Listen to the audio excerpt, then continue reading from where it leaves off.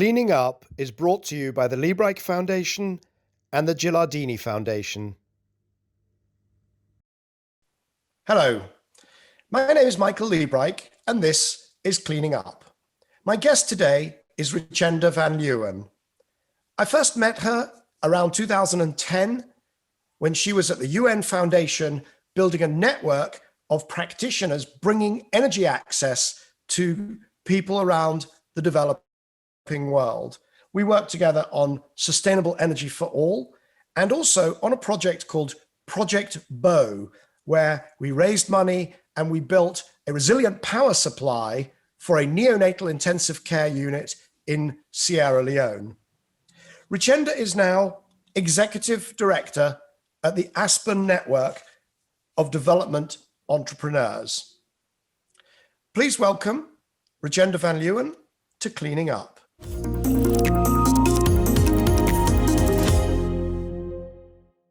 So Richenda, great to see you. How are you?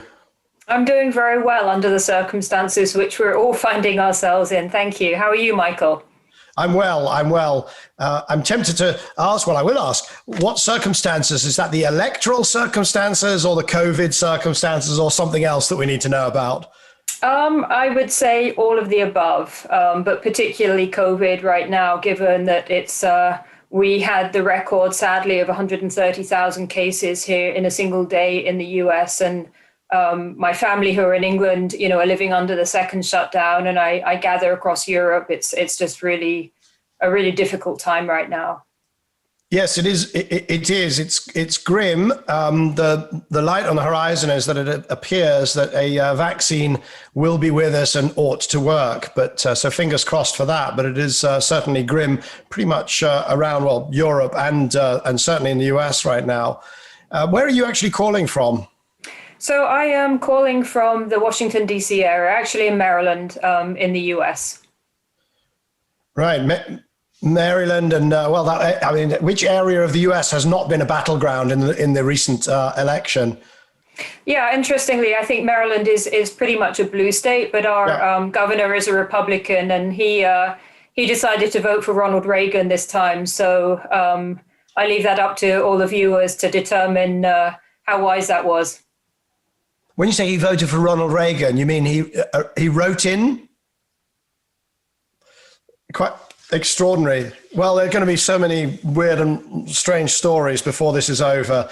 Hopefully the result will be robust, the result that's been announced. And today, as we film this, our PM, Boris Johnson, apparently has spoken to President-elect Biden and referred to President Trump as the former president. So we're all terribly excited here. By the time this is aired, you'd have to hope that the result has been formalized. But I guess there is the tiny, tiny chance that something else has happened.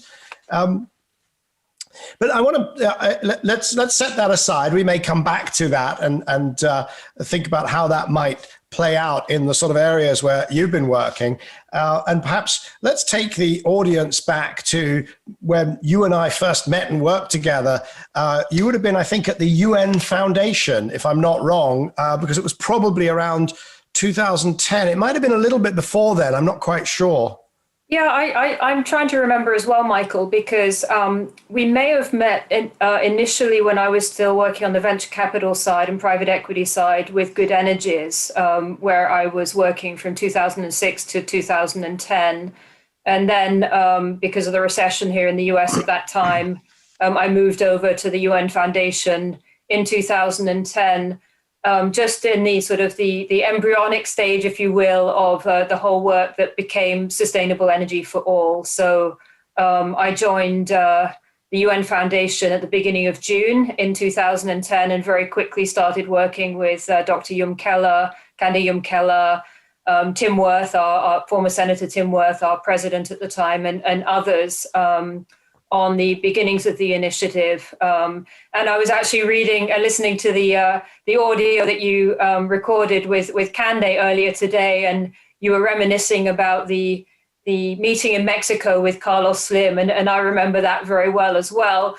not so much for the artwork that you had mentioned, but more when I arrived in my hotel room, there was a very nice package, a welcome package on my bed, welcoming me with two rather nice male silk ties. So I have to say my husband was very appreciative of those, but my gender was changed for the purpose of that. So you've covered an enormous amount of ground there in your opening remarks, and but you're right. So first of all, for the audience, there is, I think it's episode 16 with Kande Yumkeller is very relevant here, because Kande was the leader of first. I got to get this right. UNIDO. That's right. Yes, it was UNIDO, but then was charged by the Secretary General of the UN with pulling together all the threads around energy within the UN system, and that became Sustainable Energy for All. And it became first of all UN Energy, and then Sustainable Energy for All, and now SDG 7 on energy, and that's all explained in episode 16. So if you want to do these things in the right order, or in the order of the conversations, then maybe do that one first. But you made a very important point there, hidden in those remarks, that you had spent time with a company called Good Energies. It was a venture investor. They did a lot of investment in solar, but you have a fairly, I would say, a blue ribbon, or I don't know quite what the right wording is, private finance background. The first part of your career was just money-making finance. That was what you did, right? Actually, I'm kind of like a cat with 9 lives professionally. So the Good Energies private equity life was about life number 3 or 4. Even prior to that, I had worked on micro enterprise development for women entrepreneurs among the poorest of the poor with a group called Trickle Up out of New York for a number of years, and really focused on how entrepreneurship can be helping very low income people. And then the family that had been very supportive of that work invited me to come and work with them for a while. And that then sort of morphed into my beginning to work and lead the work of Good Energies in emerging markets. So, I've done a lot of business school and other speeches, for students and things who have sort of said to me, so what was your background that took you into private equity? And I say, well, I probably have the most eclectic background that took me into private finance, because no, I didn't work in investment banking and then move over. I actually come from a background of having worked in the humanitarian sector with refugees, of having worked in post-conflict reconstruction in Bosnia and Kosovo, and then working also on women's micro-entrepreneurship before I then moved into to Good Energies. So, but the solar piece, takes me back to a 10-year-old child who saw solar for the first time in Wales on a very rainy day, and thought at that time at the Centre for Alternative Technology, when they'd only just opened their visitor centre, this is really cool, this is really interesting. And I kind of kept that over the years. I've always had an interest in the environment, and so I've married that at various times of my career with a for-profit motivation, and at other times more on the non-profit side. Okay, so I have to confess, I thought that you had a career in sort of banking and then gone into the venture and then into, but it's actually been much more. You've crossed that barrier a few times, and actually, because where we're going with this is that you are pretty much the global great expert on entrepreneurship in and microfinance and small enterprises that are helping to solve energy access issues in the developing world. And now I'm learning that you actually had done some of that in the more distant past. And of course, just your visit as a 10-year-old girl to the Centre for Alternative Technologies in Wales. I've been there, and it's the most extraordinary thing, is it not? Have you been back since? I have not, but I did tweet them just recently to say, hey, do you realize that you really, really inspired me way back when? And they probably need to change their name by now, because I think solar and wind are no longer alternative.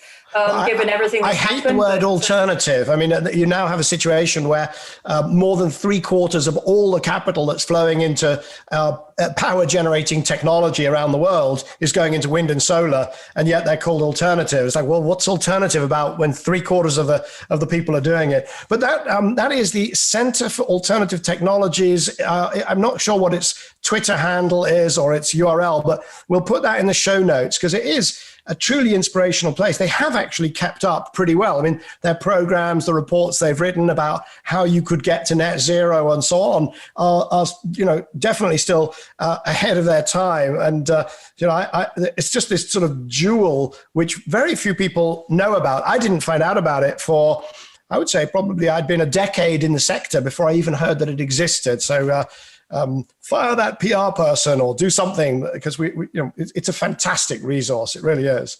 Yeah, and just to say, we'll come back to this, I think, a little bit later when we talk about women in renewable energy sector, but I probably would have taken a harder science track early on as that girl, except at the age of 16 when I was doing my O-level physics, my physics teacher said to me at the time, Richenda, you can do physics, but you're too quiet in the class, so I don't recommend that you take it any further. Now, interestingly, he didn't say that to any of the boys at the time. I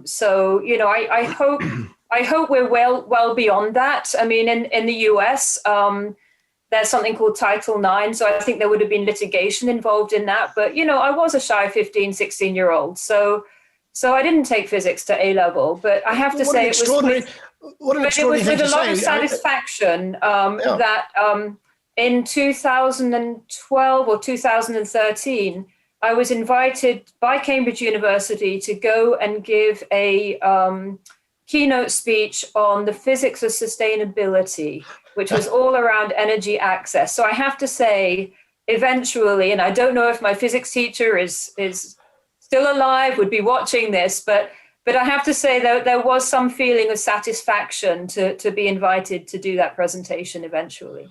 Well, we have this thing in the UK called the watershed, which is 9 o'clock at night. You're not allowed to swear before 9 o'clock. Some people will be watching before 9 o'clock. So please don't swear at your former physics teacher, although it would be justified. It's also an extraordinary thing to say because, of course, being good at physics has no correlation whatsoever with being quiet or not quiet.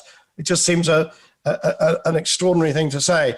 Hopefully, women in STEM, and we will. I suspect we'll come back to this. But that pendulum does seem to be swinging somewhat. There's still a long way to go. But you ended up at the UN Foundation, and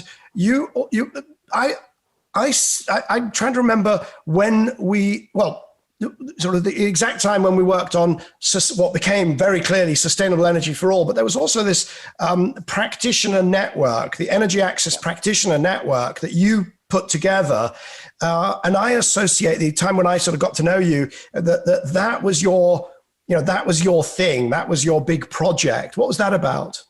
Yeah, so that was certainly one of my things.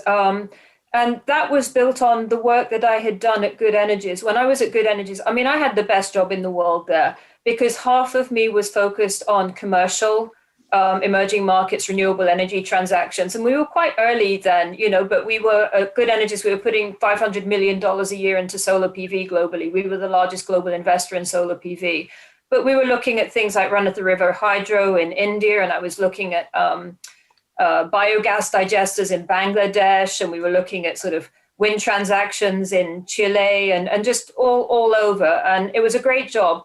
The other half of my job was also as a board member of Good Energies Foundation, where we were providing grants and soft debt and equity to help seed some of the early stage off-grid energy providers that then actually formed the core of the network of energy access practitioners that became the network as we built it then into sustainable energy for all, particularly because we were seeing that at that time grid extension was seen as sort of the only real way to provide electricity to people who did not have any electricity in their communities or their countries. And we were really seeing that actually with the economics changing for renewable energy and some pioneers along the way, like Selco, where I've been on the board since we provided an equity investment into them of $750,000 while I was at Good Energies. This is Selco in India, because there's a few Selcos.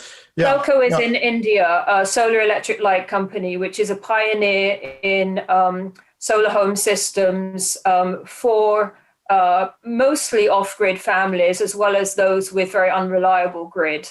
And they've really been a pioneer in showcasing how you can actually make a business out of it. I mean, they've been profitable since 2007, and they were one of the companies that became the core of the Energy Access Practitioner Network, which was really, I would say, it was half advocacy and half therapy group at the time, because there were a lot of people working on solar and other off-grid renewable energy solutions around the world. But they were working in silos and didn't necessarily have opportunities to speak to each other. So I would have a friend who was in northern Argentina trying to provide the last of the solar home systems to mountainous families in northern Argentina, having the same kind of issues as an entrepreneur in the Philippines. But they had no way to connect each other. They didn't know about each other, and their voice was not really being heard. So part of it was really bringing together this collective voice of the off-grid sector to say there really is a there, and this needs to be supported, and it needs to be recognized and embraced in policy level circles, because that there really is this new thing happening. We see the economics are supportive now, and actually, rather than just looking at grid extension as being the only way to bring electricity to these off-grid communities, this other work, this off-grid work, really needs the support of policymakers, and it also needs the financing behind it to help it really take off. And I mean, the Good Energy story is so incredible, because they did these investments in solar. Then some of them went public, and a few $100 million euros of investment became worth umpty billions. And then of course the whole souffle collapsed, and it all went a bit pear-shaped, even though I suspect that the value was created. But you ended up then at the UN Foundation, and you were building this incredible network and resource.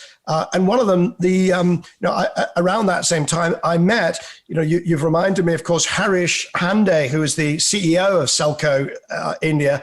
And I would have met him at probably Clinton Global Initiative events, or maybe World Economic Forum events in Dubai or Abu Dhabi, and been enormously impressed, because he is an incredibly articulate advocate for this model of off-grid, entrepreneurial, innovative energy provision, is he not? Yeah, absolutely. He's also, he's won the Magsaysay Award for his work, which is sort of the equivalent of the Asian Nobel Prize. And certainly, I think the two real pioneers were Selco in India, and then Grameen Shakti in Bangladesh, that also took solar home systems to scale within that country with subsidy support from the World Bank, the Norwegian government, and others, but really showing that it could be done at scale. Grameen Shakti was Dipal Barua, was it not? And that's right. He was one of the early, I think he was the first winner of the Zayed Future Energy Prize. That's right, in his personal capacity. That's right. I actually sat on the selection committee for a number of years for the Zayed Prize. So we saw a lot of really interesting energy access companies come through that prize. One of the problems of having these conversations is that I start to realize just how many people have played such extraordinary leadership roles that I need to get on to cleaning up in future. And certainly they would be on that list, and it would be a pleasure to reconnect with Harish. So you built this practitioner network, and it was a database, and it was a set of activities around bringing together this group so their voice could be heard. And I guess in a way I was doing from a very different platform. I was also just communicating or providing data on actually how cheap and how functional these technologies, whether it was the off-grid solar or the grid scale solar, sort of trying to not persuade people, but just pointing out, just providing data that they actually worked. And that job is still not fully done. I mean, there are still people who think that this is all sort of amateurish energy that doesn't really work, doesn't solve people's problems, and that the only real source of energy is a big centralized power station, even if it has to be coal connected to a grid. Even if, frankly, in some of these countries that you were working in, that might take 30 or 40 years to get a grid to rural Niger or rural Ethiopia or rural Mali or wherever.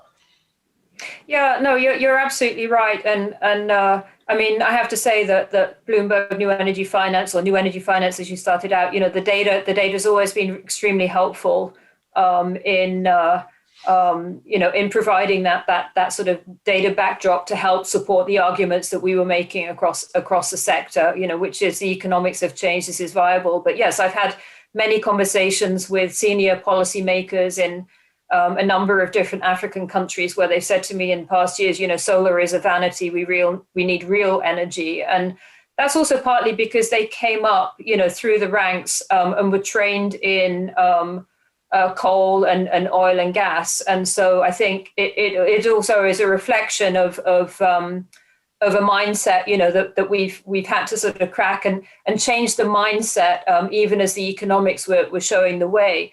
I mean, even today in across sub-Saharan Africa, according to the International Energy Agency, I think we are only at about 6 gigawatts of solar now in 2018. Now that's still way more than the 300 megawatts we had back in 2011. So, there has been a sea change, but it's still only about 1% of the installed capacity. So, we've still got a long way to go there, and a long way we can go. I mean, there are some great, I would say, low-hanging fruit opportunities, not even just looking at grids, but in Nigeria, in fact, the number of small gasoline generators that are in use, the collective capacity of them is around 42 gigawatts, which is 8 times the installed capacity of the grid. Now, if you're looking at it from a CapEx standpoint of just the cost of the generator versus the cost of a solar system of equal capacity, then you'd say, okay, solar doesn't make sense. But if you're factoring in the OpEx, and if you've got some patient capital that doesn't mind, that it's going to be a return over a number of years, then you look at the OpEx, and it takes maybe 7 or 8 years, and it'll be less than that, very soon to show that actually over time it makes sense. And then of course you have the other externalities in terms of the lack of pollution, the lack of toxic fumes. That makes sense. So there are other areas as well. I have to say there's a group I want to give a shout out to called A2EI, the Access to Energy Institute, where both Rachel Kite and I serve on the advisory board. And they've just been doing a lot of really interesting data crunching to showcase, what can be done in terms of helping to bring in renewable energy solutions in countries like Nigeria. Well, and so Rachel was a guest on episode 2. And to that point about Nigeria very specifically, this evening, which you won't have seen because it's just going live, just premiering now, episode, I'm going to say 18, is with Nancy Fund, and one of her investors. She's, of course, the preeminent venture investor, maybe of her time since she was early into Tesla, but certainly one of the highest profile women venture capitalists in ever. One of her investors in something that used to be called Off-Grid Electric, I believe, and is now renamed. I think it might be called Zero or something. Zola, yeah. Zola. There we go, Zola. And Zola is focusing on replace those diesel generators with Nigeria as a focus. And she talks about it in the episode. That trip that you mentioned down to Mexico, I think it was in 2008. That was my first real exposure to Cande. Probably the first time that we got to hang out. And we were there as guests of Carlos Slim. He was at the time the wealthiest man in the world. He was worth some $50 billion, which of course now doesn't get you in the top, however many. And I remember the ties, which also appeared in my hotel room. There were two ties laid out on the package very nicely in the bed. And one of them, silk ties, one of them had ice cream cones on it, I remember. And the other one had little telephones, because of course he was that was the foundation of his fortune, was telephones. I don't know why the ice cream cones, but I remember. And we then went into these meetings with this artwork on the wall. And I remember this. I remember there was a meeting. Carlos Slim was in the meeting. We were talking about energy access, the issues that you've just been talking about. And there came a point where he sort of clicked his fingers and they rolled a video. And it was the Carlos Slim something Foundation had been doing energy access with very poor indigenous Mexican women in the villages. And, it was a very dramatic, very moving images, these very poor women, and how they were sort of feeding sticks into the fire. And then they ended up with a cook stove and they ended up with some lighting. And this was the work. And I was thinking, you're worth 50 billion. Can't you just spend a couple of billion and just solve this problem instead of sort of, spending a few tens, whatever it was that he spent. I didn't want to be the person who says, excuse me, I'm just not impressed. But there was an element of, the sorts of, I don't know what, you can get very cynical being around some of these kind of, moonshot messiah billionaire types who are not doing the work that you've done on the ground. Or am I do you ever feel that, or am I being excessively cynical here? No, I think to put a more optimistic spin on it, just to say that I'm really pleased that the Rockefeller Foundation has come out in the last week or so and actually made $1 billion commitment towards energy access. And particularly, they're throwing their lot in with helping to support a lot more mini grids, renewable energy mini grids across Africa. And so, I do see the role of the large commitments, and I think it's really helpful. But the one caution I would say, and this is something I've talked about with the team at Rockefeller Foundation, is it's not only about the connections. We can use these big numbers that we've come down from about 1.2 billion people lacking electricity to about between 800 and 900 million today. So yes, we've made progress. But it's not just about those connections. And you and I, Michael, having worked on the electrification and health side, will probably come back to this. It's really about how you can tie the availability of that electricity to help solve other development issues. So it's about the education that a child can get from being able to study under lighting in the evening. It's about being able to provide modern healthcare. It's about also being able to use the electricity as a catalyst for new types of business activity, which is kind of where I'm working now.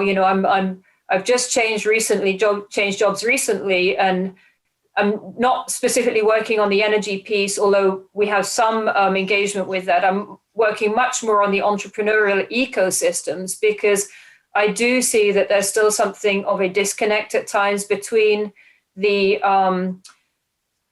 provision of the energy and the actual catalyst that then happens in the local economy. And even in the off-grid sector, we are seeing that most of the large companies right now are actually still international companies and not domestic companies, because they are finding it easier to get the capital. So the Global Off-Grid Lighting Association, which has been, a real very valuable industry association for a number of the companies in the off-grid sector, came out with a report in October that said, there were really the three largest transactions were all of international companies, groups like Greenlight Planet that came to see me back in 2008 when they were just a little idea sort of starting out.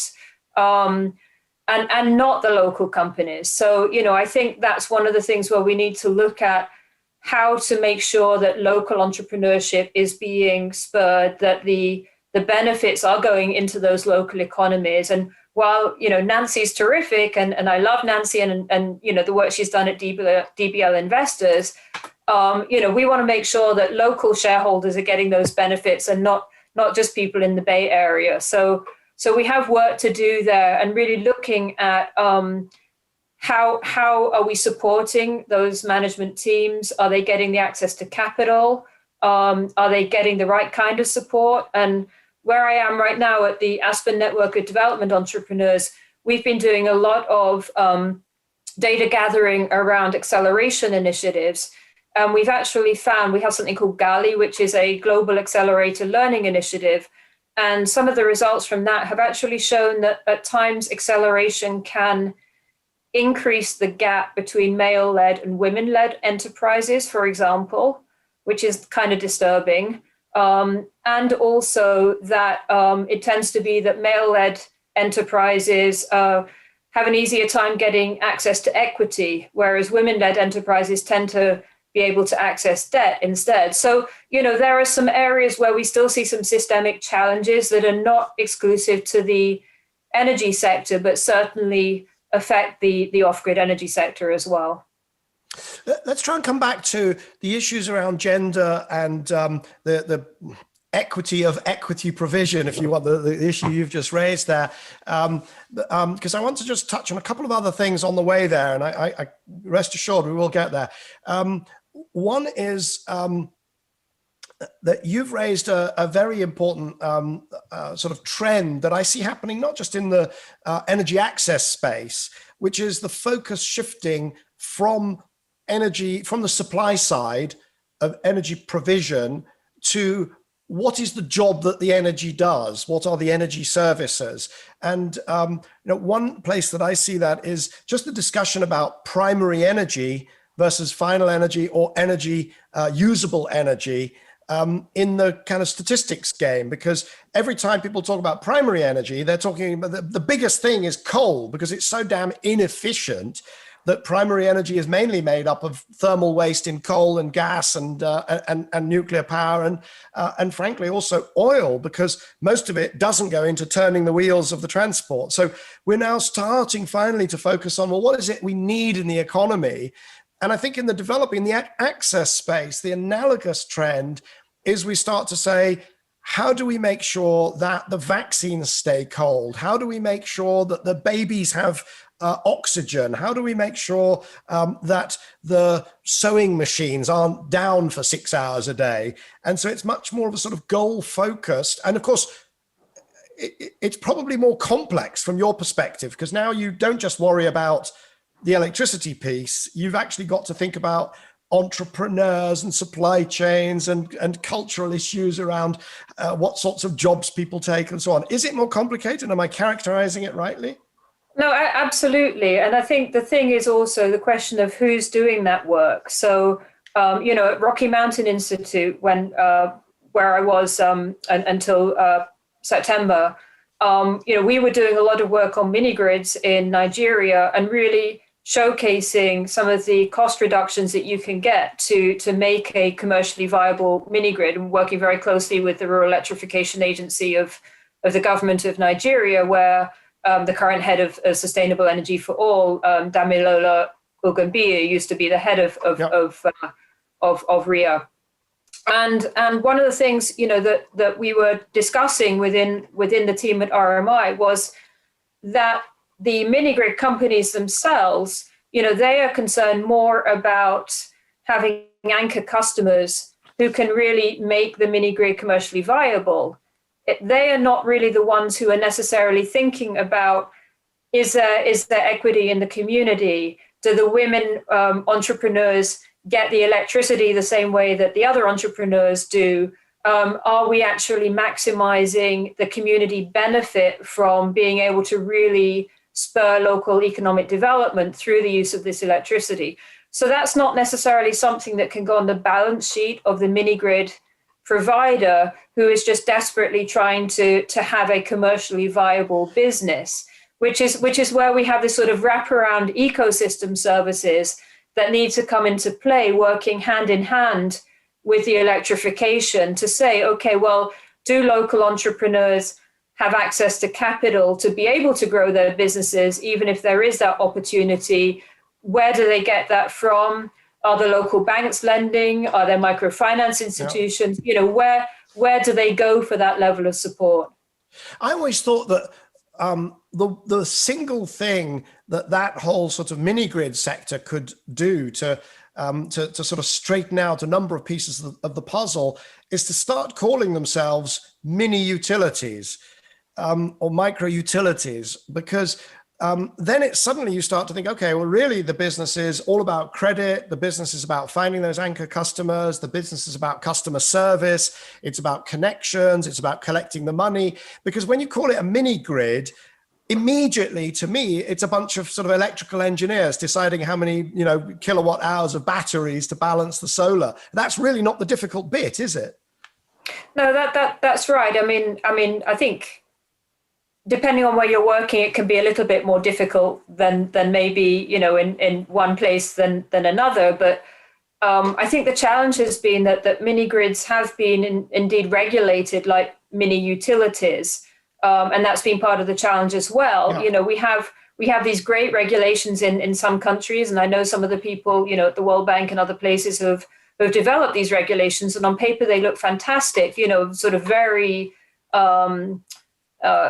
conducive environment to being able to develop mini grids, and then it doesn't happen in practice. So but they are very much more regulated than a solar home system provider.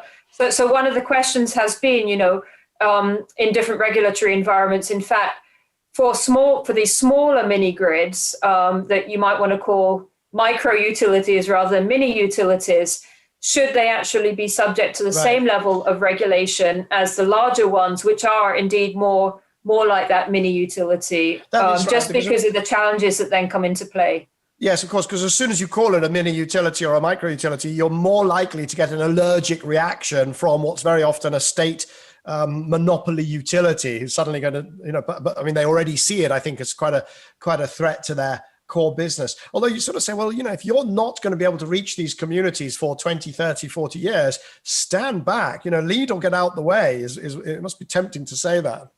Yeah, I mean, the other way is in some places. One place where RMI has been working in Nigeria is actually looking at the mini grid as a way to help with addressing instability of the main grid. So what RMI had deemed undergrid mini grids, which is basically having a grid-tied mini grid that can help with addressing the insufficiency of the main grid. So, I think there are different ways to come at this one. Yeah. But I think the challenge has been for a lot of the smaller mini grids is that they've had that increased level of regulation, but they're also not every country has a very clear policy environment. So some of them are sort of working in a gray zone.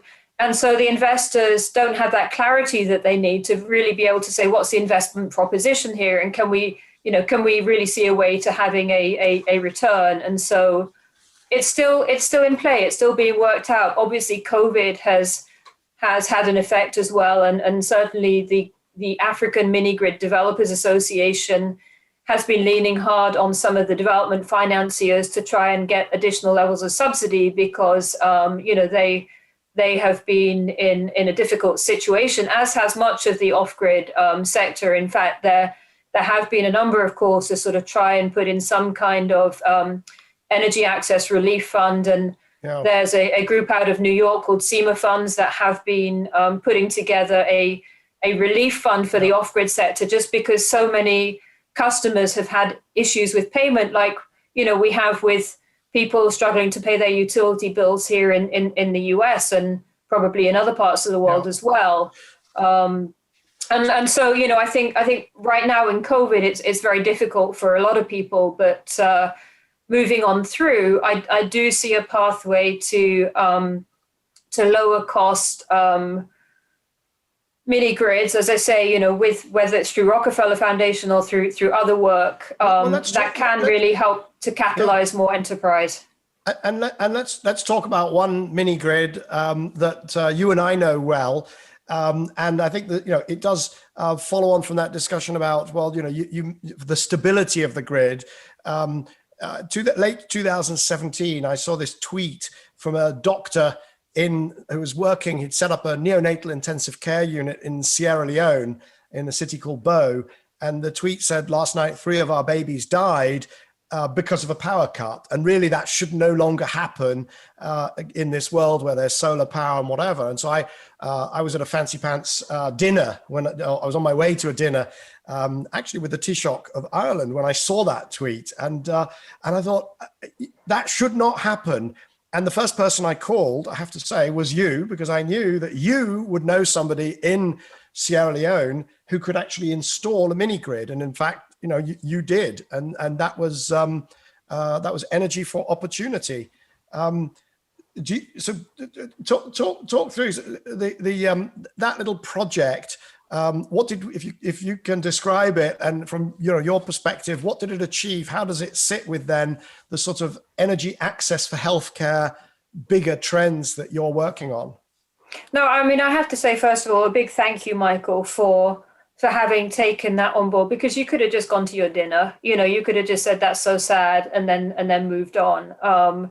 And this is an area that I would say has not received enough attention. The whole nexus between the provision of modern healthcare services and what to me seems to use a kind of crass term, a no-brainer, which is how, given so much of what we deliver in terms of modern healthcare is electricity dependent, how on earth do you expect, with the best doctors and nurses in the world, them to be able to deliver healthcare without having electricity? I mean, it's just, it's so basic. It's almost like a human right now, I would say. I mean, I would actually say it is.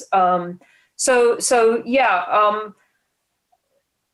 the fact that a lot of health clinics, not only in Sierra Leone, but in other countries as well, do not have either any electricity or insufficient electricity, or they're working on, and I've seen a lot of these as well, they have diesel gensets that oftentimes, maybe during the rainy season, the roads are out and they can't get the diesel into the clinic, or they only have a certain allotment of diesel per month. And the governance may be a little bit shaky around the edges in some places, so that diesel may not go to them in the first place. So there are so many reasons why, in fact, renewable energy solutions are appropriate in a rural healthcare setting. And I have to credit the World Health Organization, which has been critiqued by some of late here in the US, but really for their work that they've done around looking at provision of energy services in low energy provision healthcare contexts, and have really worked hard to showcase the value of solar power and energy storage, combined with all of your other energy efficiency measures, like making sure you're using LED lights and so on. And also really beginning to look at the appliances that we use and lower wattage appliances, because, I've been to places where you see these lovely big donations of an X-ray machine, and it's been developed with a stable grid and a sort of limitless grid in mind. And they sit and rust in the corner, maybe used for storage or, shelving to put something on, because it's just so unsuited for the context. So, I mean, this wasn't, as we worked through this project, it wasn't always easy, just to get that size and that scope, the design elements right, the sourcing. We looked at bringing in some other batteries, and we were saying initially we wanted to bring in some newer chemistry batteries, that are less toxic than some of the older chemistries, but then they hadn't been tested in the Sierra Leonean context. And, so we ended up going with lead acid batteries just because they are tried and true and they're known and people know how to repair them. And so, I think it was a very interesting process just to really look at how we could optimize the solution set. And then of course, tying it into the oxygen concentrators, which needed that reliable power to be able to provide the oxygen to the babies. And that one, I'm almost got chills going up my spine as we say that, because of the massive need that we've seen for oxygen during COVID. So No, I mean, for me, that project was a real education, because it's one thing to sit there and say, okay, solar, the cost is this, and a mini grid should work, and batteries, the cost is this. Completely different picture when you say, okay, let's go install some. And obviously, sitting in London, I didn't actually install, and you didn't from DC, from Maryland. But the sorts of issues that we needed to deal with, I mean, everything. First of all, for me, that project really brought home the fact that energy access, just being able to tick some list and say this village or this town has got energy access. If you have a power cut and you're a baby on a ventilator, you don't have that, then that is not a power supply unless it's a resilient power supply. So there were learnings around that. UNICEF, who gave the ventilators, I mean, bless them, they'd given this equipment, but as you say, if you haven't got anywhere to plug it in, and the equipment was worth about $15,000, and we ended up having to raise over 100,000, and it ended up spending about $120,000 on the power supply for $15,000 worth of equipment. So there's so many learnings, and rather than list them here, what I will say is that there was, you'll remember, I wrote them up. I wrote an article on the sort of 10 lessons, 5 for anybody who wants to do a project like that, and 5 for the kind of the community of which we're part. And I remember that we sort of knocked that article around a bit, and you had input before it was published. So we'll add a link into that. But then you've got, during the time of COVID, of course, we're going to need, diagnostics. We're going to need, apparently this vaccine needs to be chilled to -70 for delivery. So, I hope you're ready with your practitioners out there to play their part in getting these solutions out to where they're going to be needed. Well, the practitioners have become part of Sustainable Energy for All. So, I would say over to Damilola to really make sure that that they are getting that message loud and clear. But we did see it, we saw this during Ebola as well, when I remember with Andy Herskovits, who was the head of Power Africa under USAID at the time, we were putting out a call for urgent support for health clinics that could be that were on the front lines of Ebola that still needed the energy. And of course, the challenge there was, how do you then safely provide that energy to a clinic that's also working with, with Ebola patients? And I was in Liberia just as Ebola was coming across the border, actually, with the now Minister of Health, Patrice Dan. And, I remember her saying to me in Monrovia, we've got Ebola at our borders, and neither she nor I knew that actually Ebola was already there in Monrovia at that time. But the challenge is, and I would say this is probably true, for a lot of humanitarian work, which is that, the old adage about if it bleeds, it leads in journalism, is that we seem to be having to learn these lessons again and again. Even across India, there's something like as many as 25% of clinics that do not have reliable electricity.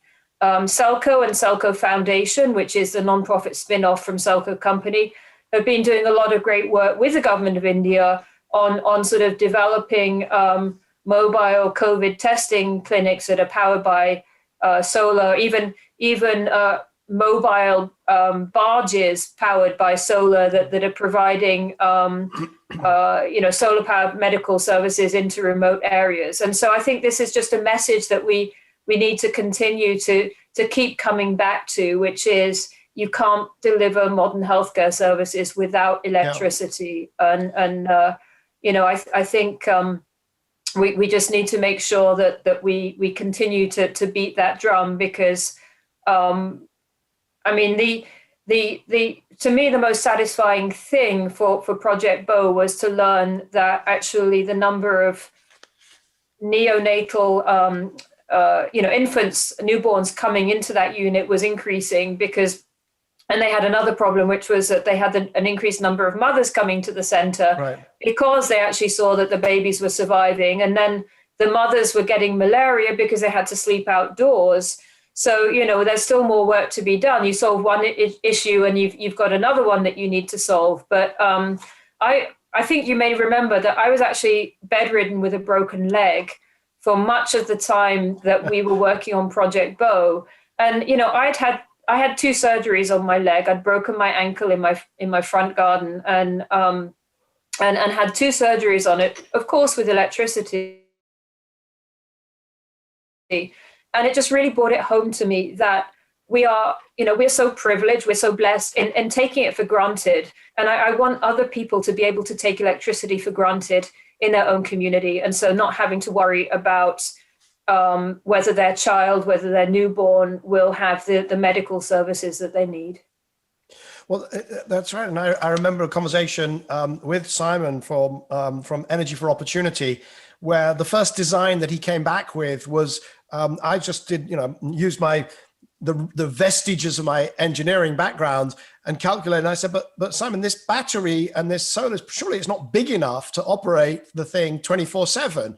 And he said, well, but that would be really expensive if it was there 24/7. And I said, look, I want these mothers, these babies to have the same resilient electricity supply as they would have in Canada, where he was from, or in London, where I was. And he said, oh, okay, well, in that case, I'll have to come back with another design. There was just this assumption that somehow worse was acceptable. And he's a good guy. It was just a mindset. And I've seen that across the sector, Michael. I so appreciated your pushing him on that, because I've seen so many times when people have sort of said, and I've heard World Bank people, and I've done a lot of great work with the bank, so it's not an indictment of them, but literally say, well, I've got $1 million here. So if I divide $1 million by 100 clinics, each clinic gets this amount, rather than actually starting and saying, okay, holistically, what kind of medical services are being provided here? What does it need, both in terms of electricity and clean water and hot water, and then actually do a system design on the basis of the electricity needs to provide those kinds of health services. And that was an approach at the UN Foundation that we were really supporting. And I have to say, I'm glad that the UK government, together with UNOPS, has been continuing to work on electrification of health centres in Sierra Leone, taking forward some of the work that we were doing at the UN Foundation at that time, but got disrupted by Ebola back in 2015. And I hope they read our article on the lessons to learn, because I was not able. We had the privilege of a lot of well-networked, wealthy friends who, and we raised them, we crowdsourced and we funded it, but it was purely charitable. There was no business model. But equally, I've not been able to devote myself to doing another. There's probably we probably need to do 300,000 Project Bows, and then we might be getting somewhere. But I want to talk about also cooking, because that's something that never gets the same attention. It's something that you have been deeply involved in, and that is clean cook stoves. Because, of course, you quite rightly pointed out that electricity, you've now got to the point where there's only somewhere between 800 million, 900 million people without electricity in the world. The lowest number, by the way, that there has been since the invention of the electricity generator. But for clean cooking, it's about 2.5 billion, I think. And that means there's 2.5 billion people that are still, eating food cooked using wood, using charcoal, and using animal dung. And that seems like a much harder problem. What are the solutions? How do we accelerate that? Because 2030 SDG 7 2030, they're supposed to have modern energy services. Yeah, that's also it's a great question, and it's a tough one, because I think the focus for many years was, and you mentioned cook stoves, and there was a Global Alliance for Clean Cook Stoves, and I think initially there was a focus very much on the cook stove, and sort of trying to build a better mousetrap, rather than actually looking at the fuels, and starting from the standpoint of what are the best fuels. And we don't yet have, for people that don't have access to grid electricity, and even more to access to affordable grid electricity, we don't have a really great completely renewable fuel option yet. And that's one of the reasons why I ended up working for a couple of years with the Global LPG Partnership, because even though it's a fossil fuel, it actually, from a health standpoint and a climate standpoint, surprisingly, is still much better than traditional wood and charcoal because it reduces the black carbon particulates that they produce that kill nearly 4 million people prematurely every year. Now, that being said, that's not the end of the story. I mean, governments like the government of India have, through their Ujjwala program, have provided about 50 million LPG connections to women and communities over the last couple of years, really trying to make it ubiquitous in rural areas. That's still a work in progress. I think in parallel to that, there's been a lot of focus on the increased use of ethanol for clean cooking, and certainly there's some companies in Kenya that are working on those value chains, but they've been a bit difficult to scale, and I think the scalability issue is there. And then the third area that I do think provides a lot of promise is when you are looking at electricity, is some of the improved appliances that are now coming into much more use. I mean, we've got induction stoves, of course, here in the US, and I'm sure in the UK by now as well. But I'm talking more about things like electric pressure cookers. You know, the Instapot here in the US was a massive hit.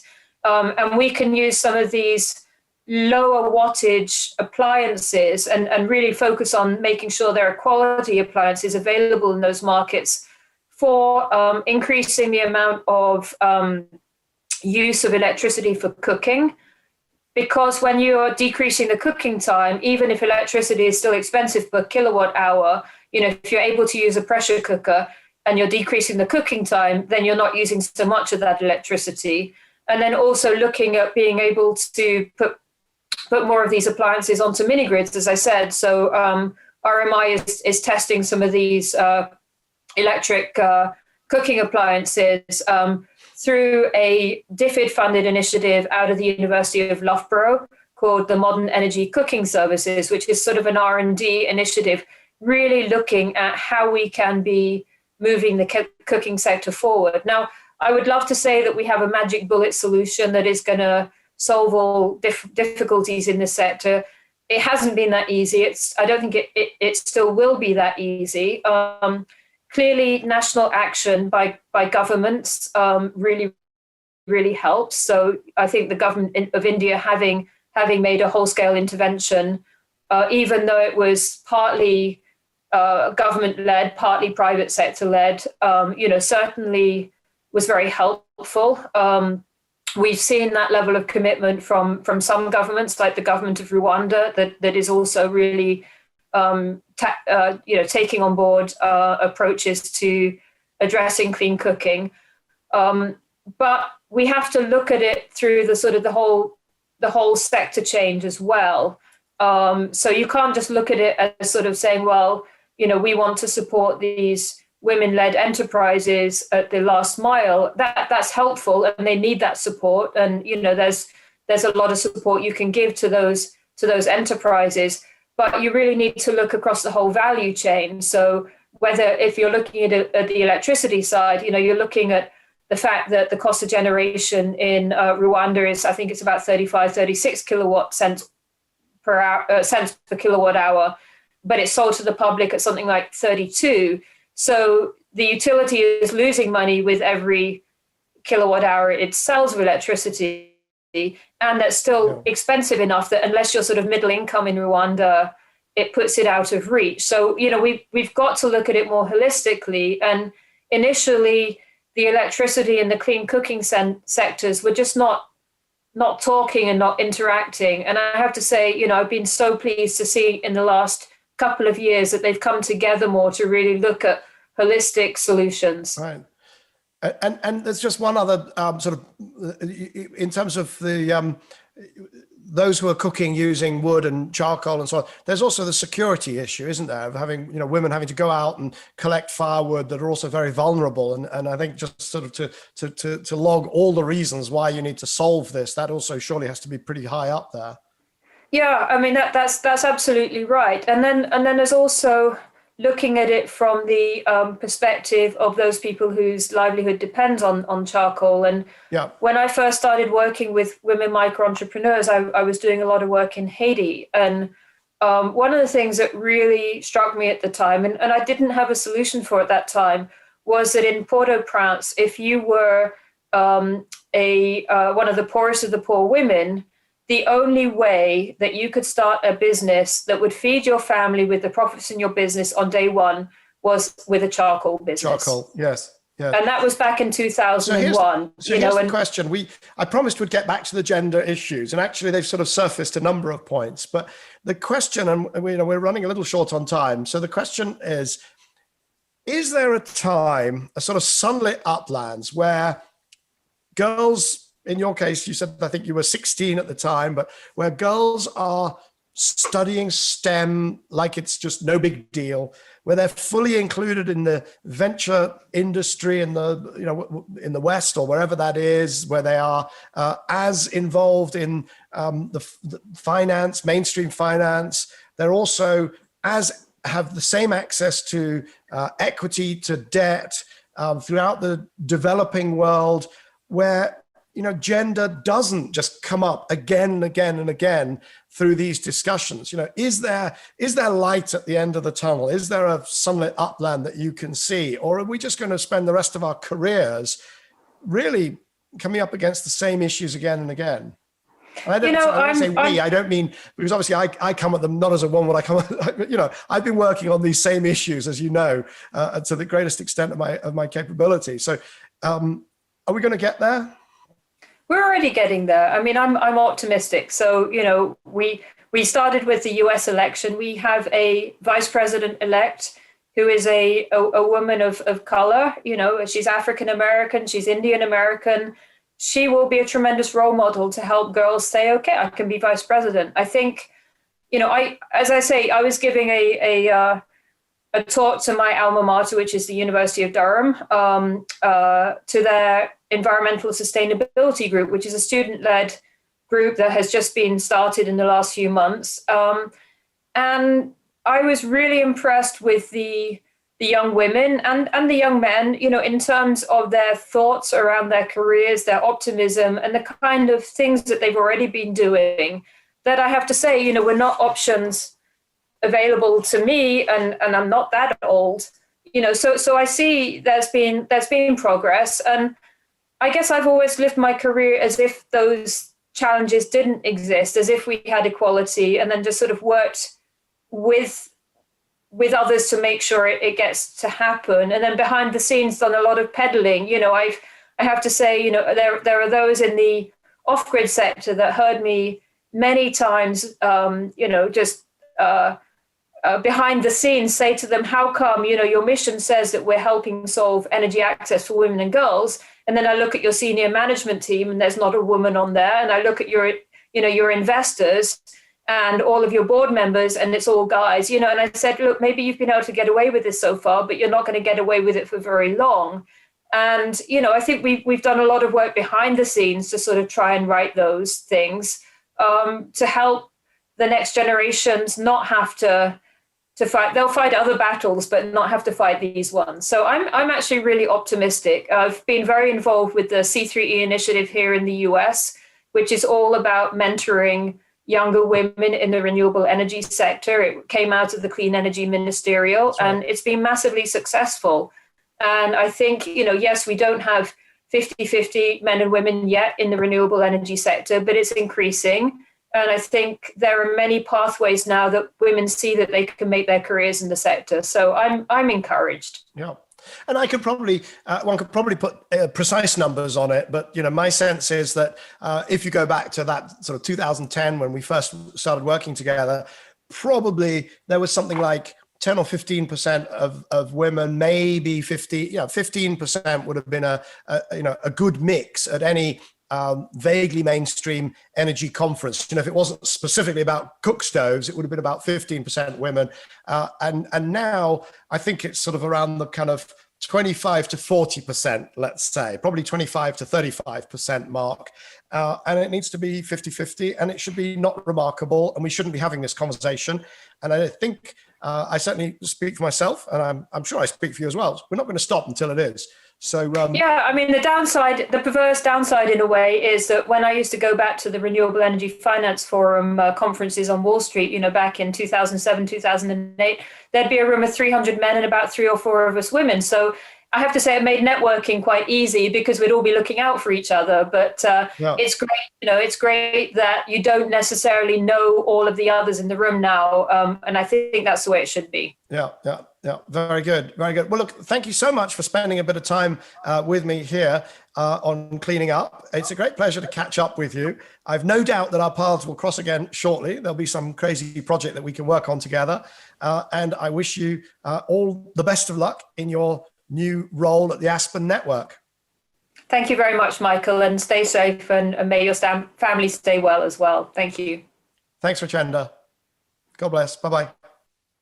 So that was Richenda Van Leeuwen, who has spent her career working on bringing energy, both electricity and clean cooking, to people in the developing world with a particular focus on women and entrepreneurship. My guest next week on Cleaning Up is Claude Thurm. He's the Minister for Energy and Spatial Planning in Luxembourg, but until recently, he was an MEP. And in that role, he was one of the leading voices for the environment and also for renewable energy in Europe. He has worked on countless pieces of legislation. Very often, his arguments have won through. And so the shape of the EU's energy policy and environmental policy owes a lot to Claude Thurm.